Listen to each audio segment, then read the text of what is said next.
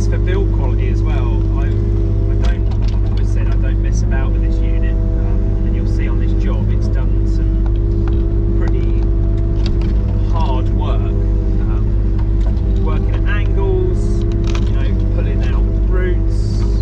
So that rake bucket I've got over there, that's been brilliant as well. It's a Digbits rake bucket. I'm quite pleased with that. They make them with Hardox tines, and I got a BMC bucket for